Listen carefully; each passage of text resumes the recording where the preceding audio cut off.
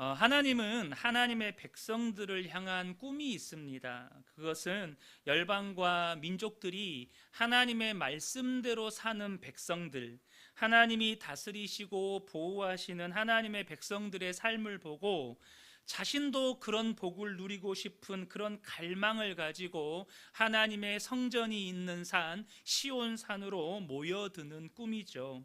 그 하나님의 꿈과 비전이 이루어지려면 하나님의 백성들이 하나님의 빛 속에 걸어가야 한다는 것입니다. 우리가 이것이 지난 이사야 2장 초반부에 나누었던 말씀의 핵심이었습니다.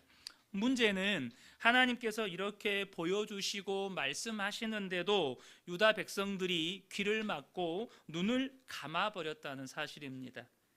보지도 않고 듣지도 않으니 어둠 속에서 그렇게 살아가게 되는 것이죠. 그래서 오늘 본문은 그런 유다 백성들을 향하여서 만군의 여호와의 날이 임할 것이라는 경고를 시작으로 본문이 시작이 됩니다. 12절을 보겠습니다. 대저 만군의 여호와의 날이 모든 교만한 자와 거만한 자와 자고한 자에게 임하리니 그들이 낮아지리라. 이렇게 경고의 말씀으로 시작이 되죠. 이 여호와의 날에 대해서는 약간의 부연 설명이 필요합니다. 기본적으로 유대인들에게 여호와의 날이란 고통스럽고 힘겹게 지내왔던 세월들, 눈물 흘리며 지내왔던 시간들, 억울했던 모든 삶에 대해서 하나님께서 보상해 주시는 날이었습니다. 그래서 당시 유다 백성들은 이 여호와의 날을 구원의 날로 이해를 했어요. 여호와의 날에 대한 기본적인 이해가 구원의 날이었습니다. 그런데 본문은 여호와의 날 앞에 만군이라는 수식어가 붙어 있습니다. 이 만군이라는 표현은요, 하나님께서 보통 대적들과 싸우실 때 만군의 여호와라는 표현을 사용하세요. 다윗이 블레셋의 장군 골리앗과 싸우기 위해서 앞으로 달려나아가면서 선포했던 유명한 말이 있습니다. 사무엘상 17장 45절을 보면 다윗이 블레셋 사람에게 이르되 너는 칼과 창과 단창으로 내게 나아오거니와. 이 블레셋 사람은 뭘 상징하는 거죠? 바로 인생을 의지하는 사람을 상징하는 거예요. 너는 너에게 있는 칼과 창과 단창으로 내게 나오지만 나는 누구요? 만군의 여호와, 자신의 대적들과 싸우시는 그 하나님의 이름으로, 내가 모욕하는 이스라엘 군대의 하나님의 이름으로 내게 나아가노라. 그래서 여러분, 이 만군의 여호와의 날이라는 표현에는 하나님께서 어떤 대상과 싸우시겠다는 하나님의 의지가 담겨 있다는 것이에요. 그래서 이 여호와의 날은, 본문에서 나오는 여호와의 날에는 이중적인 의미가 담겨져 있습니다. 하나님의 때를 기다리면서 인내로서 믿음을 지키며 살았던 이들에게는 구원과 보상의 날이 되죠. 반면에 하나님이 보여주시고 말씀하시는데도 눈과 귀를 막고 하나님을 외면하고 떠나 있었던 이들은, 그들이 유대인이라고 할지라도 심판과 형벌의 날이 되는 것입니다. 본문에서 말씀하시는 이 만군의 여호와의 날은 누군가에게는 무시무시하고 두려운 심판의 날이고, 많은 선지자들에 의해서 예고되었던 최후의 날이 되는 거예요.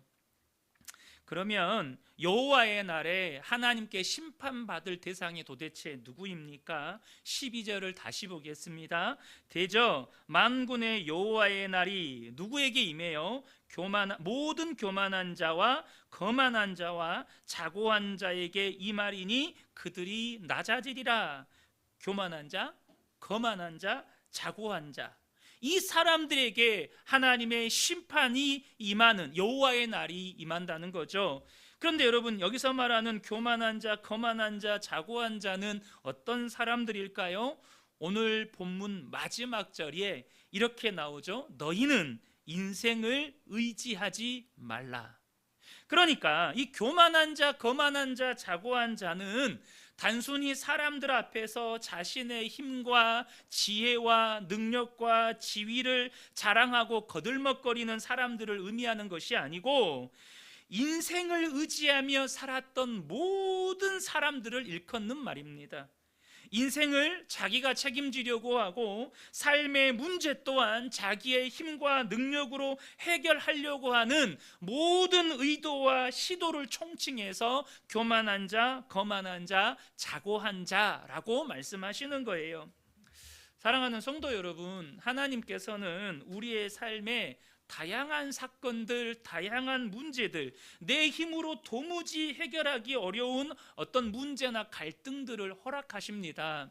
그런데 그때 하나님은 그러한 사건들을 통해서 우리에게 말씀하시는 핵심적인 메시지가 있어요. 그게 뭘까요? 너는 인생을 의지하면 안 돼.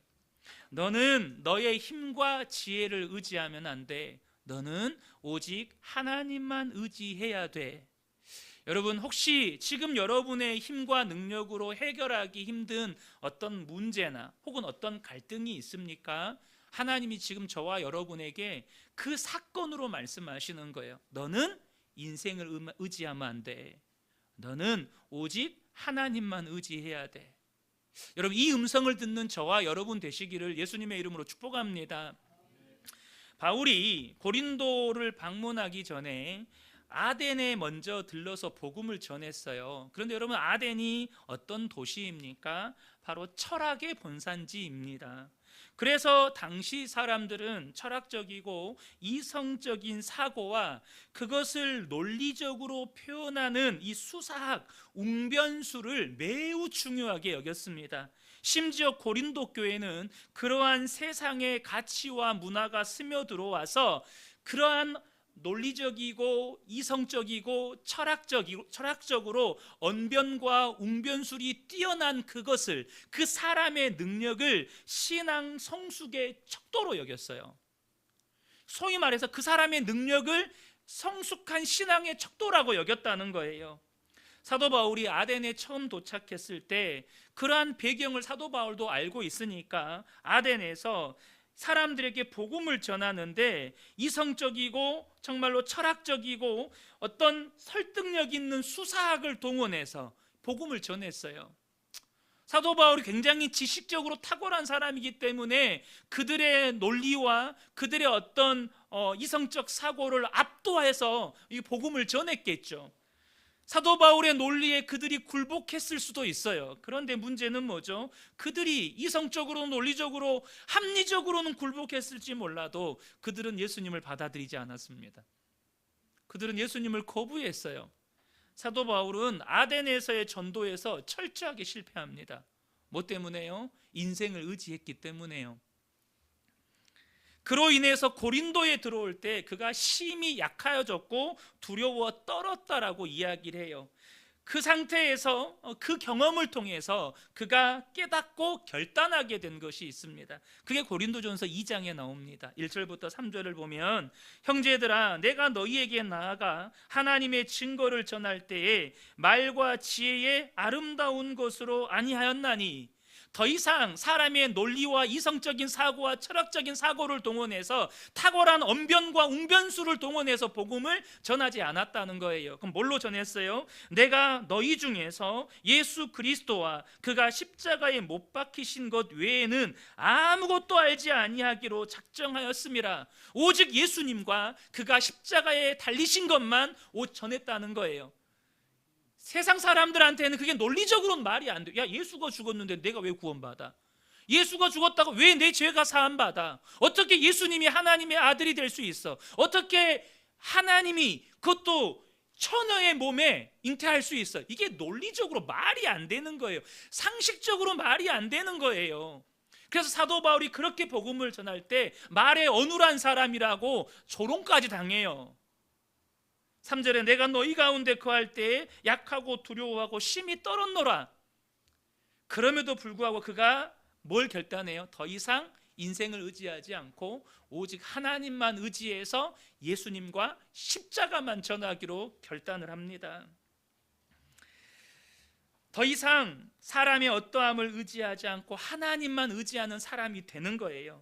하나님이 우리를 대하실 때요, 너 직업이 뭔지, 혹은 연봉이 얼마인지, 대기업 다니는지 중소기업 다니는지 아르바이트를 하고 있는지, 그런 기준으로 우리를 대하지 않으십니다. 그건 다 세상 사람들이 사람을 판단하는 기준이에요. 하나님이 우리를 대하실 때 하나님의 관심사는 하나입니다. 너는 너의 힘과 지혜로 살래? 아니면 나를 의지하면서 살래? 그것이 우리를 향한 하나님의 관심사예요. 그런데 안타깝게도 인간은요, 끊임없이 자기를 의지하려는 본성이 있어요. 그리고 자기를 의지하려는 사람들에게 나타나는 뚜렷한 특징이 있습니다. 이사야는 본문에서 오늘 그것을 말씀하고 있어요. 먼저 이사야가 선포하고 있는 게 있는데요, 13절 14절을 보겠습니다. 또 레바논의 높고 높은 모든 백향목과 바산의 모든 상수리나무와 모든 높은 산과 모든 솟아오른 작은 언덕과, 지금 여기에 레바논의 백향목, 바산의 상수리나무, 높은 산, 솟아오른 작은 언덕, 이것들은 몇 가지 공통점이 있어요. 먼저는 사람이 만든 것이 아니고 하나님이 지으신 피조물이라는 것입니다. 하나님이 지으신 자연이라는 거예요. 그런데 또 다른 특징이 하나 있는데요, 다 높다는 거예요. 다 높아요.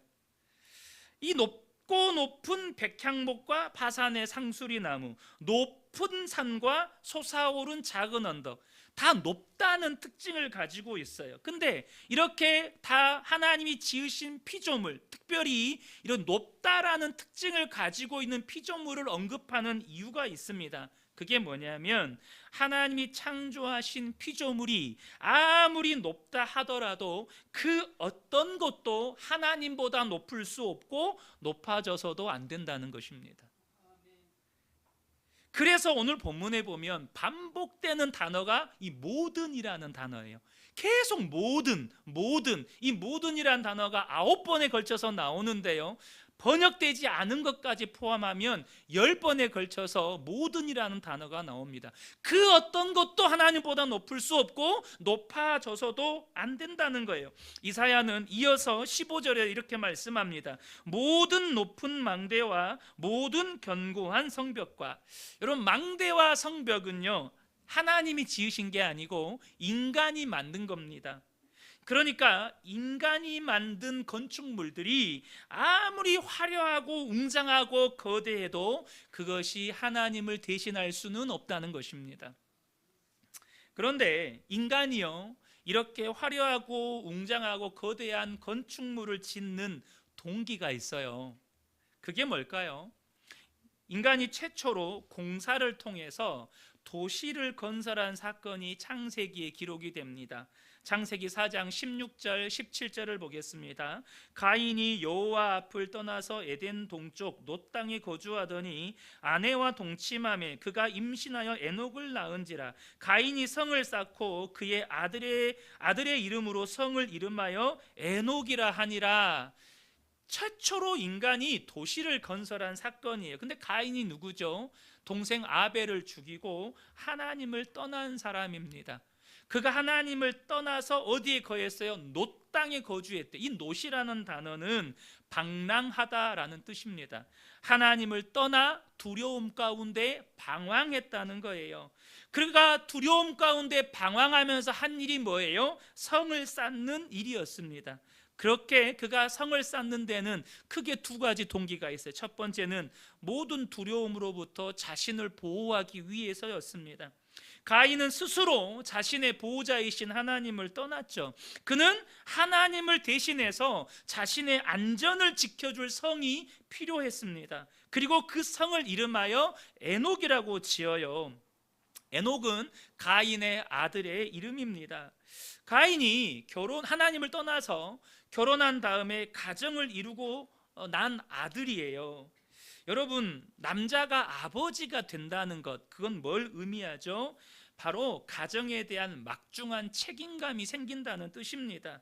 가정을 지키고 나아가 자녀들의 안위와 그 후손들을 번성케 하기 위한 막중한 책임감이 생겨요. 그래서 뭘 했어요? 성을 쌓기 시작해요. 그러니까 성을 쌓는 두 번째 동기가 뭐예요? 자신의 가정과 자녀들의 안위와 번성에 대한 책임을 내가 지겠다는 거예요. 내가 성을 쌓아서 우리 가정을 지키고 우리 후손들을 번성시키겠다는 거예요. 인간이 거대한 건축물을 쌓은 또 하나의 사건이 있죠. 뭐죠? 바벨탑 사건입니다. 창세기 11장으로 가겠습니다. 3절과 4절을 보면 서로 말하되 자 벽돌을 만들어 견고히 굽자 하고 이에 벽돌로 돌을 대신하며 역청으로 진흙을 대신하고 또 말하되 자 성읍과 탑을 건설하여 그 탑 꼭대기를 하늘에 닿게 하여 우리의 이름을 내고 온 지면에 흩어짐을 면하자 하였더니 여기에 거대한 건축물을 짓는 세 번째 동기가 등장합니다. 뭐죠? 자기의 이름을 내기 위해서. 내가 얼마나 괜찮은 사람인지, 얼마나 능력 있는 사람인지, 내가 얼마나 사람들에게 존경받을 만한 사람인지를 드러내기 위해서 건축물을 쌓는 거예요. 바벨론 제국을 건설한 느부갓네살 왕이 그 거대한 정복 전쟁을 마치고 거대한 제국을 건설하고 자신의 업적을 기리기 위해서 거대한 왕궁과 도시를 건설한 후에 왕궁 옥상 위를 거닐면서 했던 말이 있어요. 다니엘 4장 29절 30절을 보겠습니다. 12달이 지난 후에 내가 바벨론 왕궁 지붕에서 거닐세 나 왕이 말하여 이르되 이 큰 바벨론은 내가 능력과 권세로 건설하여 나의 도성으로 삼고 이것으로 뭘 나타내요? 내 위엄의 영광을 나타내는 것이 아니냐. 왜 이렇게 거대한 건축물을 짓죠? 내가 이런 사람이라는 거예요. 자신의 이름을, 자신의 영광을 나타내기 위해서 사람은 이렇게 거대한 건축물을 짓습니다. 이러한 교만과 오만이 사람이 성을 쌓는 동기고 이유라는 거죠. 그런데 이렇게 바벨탑을 쌓은 인간의 모습을 보시고 하나님께서 어떻게 하셨습니까? 창세기 11장으로 가겠습니다. 5절에 여호와께서 사람들이 건설하는 그 성읍과 탑을 보려고 내려오셨더라. 이게 뭐죠? 오늘 이사야 2장에 나오는 여호와의 날이 임한 거예요. 주님이 오셔서 어떻게 하죠? 모든 언어를 혼잡하게 하시고 그들을 다 온 지면에 흩어버리십니다. 여호와의 날이 그들 가운데 임했다는 것이죠. 다시 본문 16절로 가겠습니다. 16절에 다시스의 모든 배와 모든 아름다운 조각물에 임하리니, 다시스의 모든 배와 모든 아름다운 조각물에 여호와의 날이 임할 거라는 거죠. 여러분, 다시스는요 당시 최고의 항구 도시였습니다. 여러분들이 다들 잘 아시는 것처럼 하나님께서 요나에게 니느웨에 가서 하나님의 말씀을 전하라고 할 때 요나가 니느웨에 가기 싫어서 어디로 도망치려고 하죠? 다시스로 도망가려고 합니다. 그 다시스로 도망가려고 요빠라고 하는 항구 도시로 내려가서 배를 타고 다시스로 건너가다가 하나님한테 잡혀가지고 물고기 뱃속에 들어가는 거죠. 이 다시스는요 많은 이 엄청나게 번성한 무역 항구였어요. 그래서 많은 사람들이 이곳으로 모여들어서 무역과 장사로 많은 돈을 벌었고 그 돈을 자신들 인생의 보험으로 삼는 거예요. 자기들이 벌어들인 그 돈이 자신들의 인생을 지켜줄 것이라고 굳게 믿었다는 거죠. 이렇게 여러분, 이렇게 자기를 의지하는 인생들은 내 삶의 안전과 나의 인생을 스스로 책임지기 위해서 끊임없이 성을 쌓습니다. 단순히 눈에 보이는 성이 아니라 할지라도 더 많은 돈을 가져서, 더 많은 힘과 권력을 가져서, 더 많은 인기와 명예를 쌓아서 내 안전을 스스로 지키겠다는 거예요. 이렇게 끊임없이 자기의 성을 쌓는 일에 인생을 겁니다. 그런데 여러분, 앞서도 말씀드렸던 것처럼 인생이 쌓은 성이 하나님을 대신할 수 없습니다. 여러분, 아멘이십니까? 사람이 쌓은 성이 하나님을 대신하지 못해요. 결코 인생이 쌓은 성이 안전을 가져다 주지 않습니다. 그리고 안타깝게도 자기가 쌓은 그 성에 스스로 갇힌 존재가 돼버려요.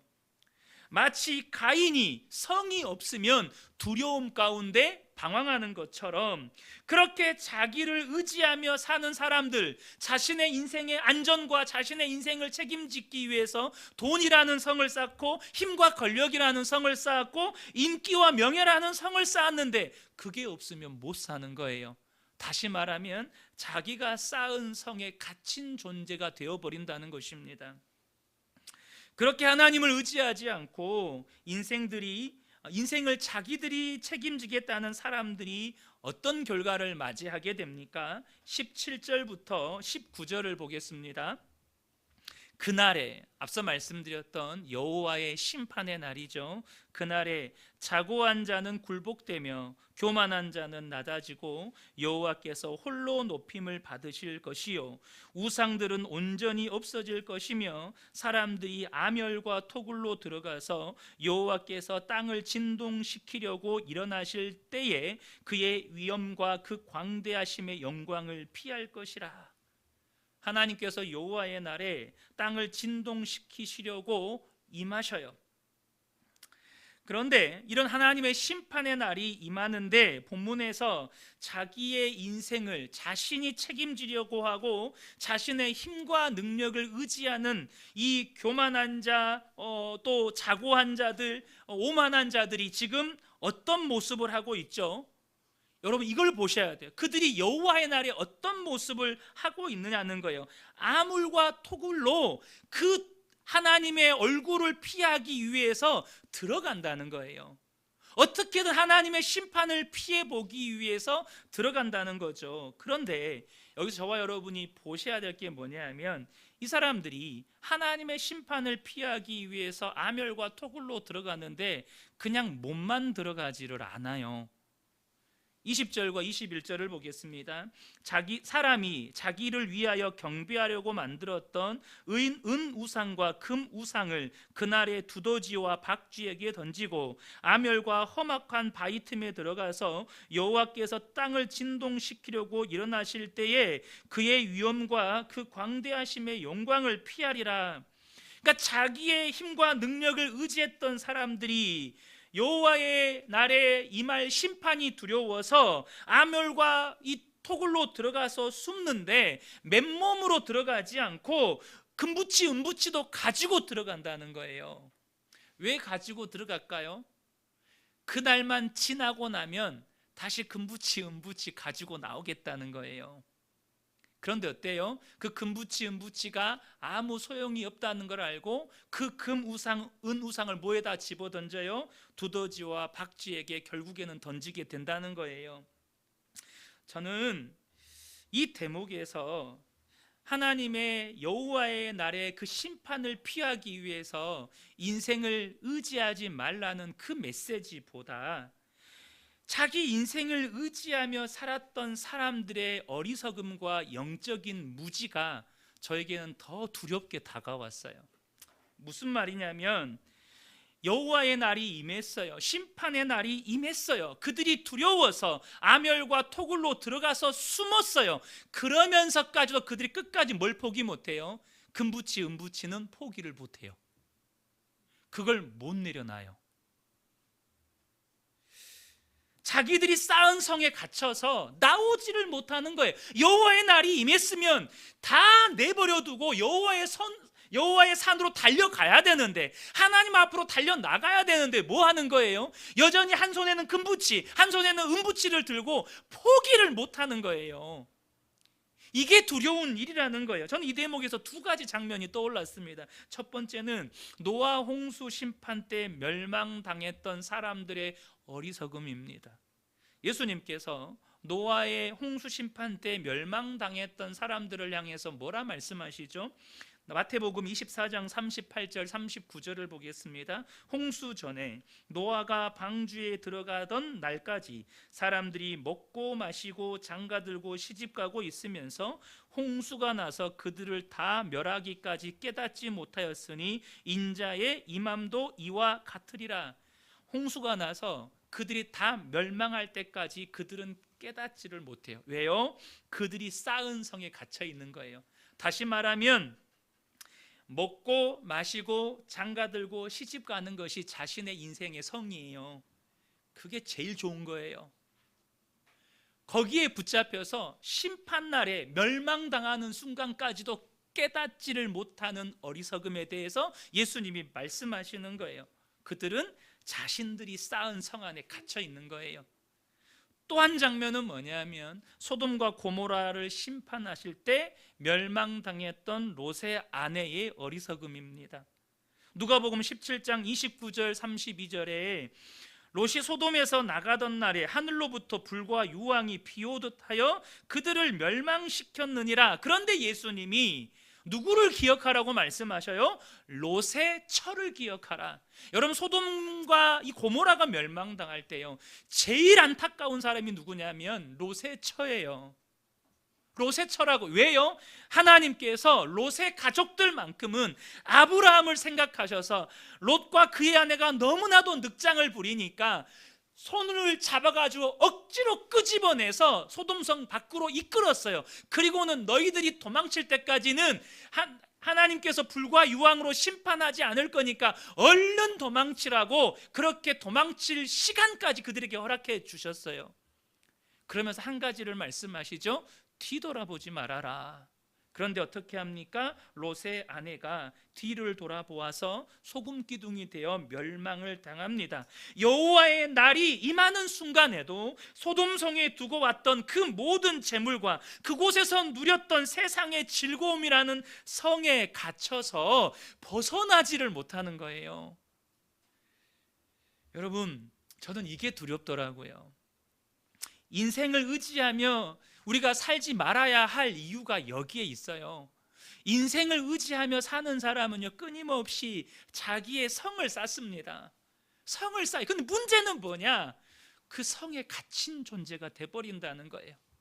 주님께서 아무리 말씀하셔도, 주님께서 아무리 선지자를 통해서 복음을 전하는 그런 구원의 기회를 주셔도 그 성 안에 갇혀서 나오지를 못한다는 거예요. 이것이 인생을 의지하며 사는 사람들이 맞게 되는 두려운 결말입니다. 하나님께서 그런 인생들을 향해서 뭐라고 말씀하십니까? 오늘 22절입니다. 우리 22절 한 목소리로 다 함께 읽겠습니다. 너희는 인생을 의지하지 말라. 그의 호흡은 코에 있나니 새말 가치가 어디 있느냐? 주님의 말씀이 뭡니까? 너희는 인생을 의지하지 말라는 거예요. 근데 인생을 의지하지 말아야 되는 이유가 나오죠. 뭐죠? 그 이유가 호흡이 코에 있다는 거예요. 이게 무슨 말이냐면, 이 호흡이 코에 있다는 말은요, 하나님께서 인간을 창조하신 장면, 그 장면에서 유래된 말씀이에요. 하나님께서 사람을 흙으로 지으시고 그 다음에 어떻게 하셨죠? 그 코에 생기를 불어 넣으심으로써 하나님의 형상을 닮은 생명, 살아있는 사람이 됩니다. 그러니까 하나님께서 호흡을 불어 넣어주지 않았다면 인간은 그저 한 줌의 흙덩이일 뿐이라는 거예요. 여러분, 혹시 그거 아시나요? 사람이 호흡이 끊어지잖아요. 그러면 그 즉시 안색이 바뀝니다. 안색이요, 그렇게 핏기가 돌던 약간 그 홍조를 띠던 얼굴, 피부색이요, 한순간에 샛노랗게 혹은 새파랗게 질려버립니다.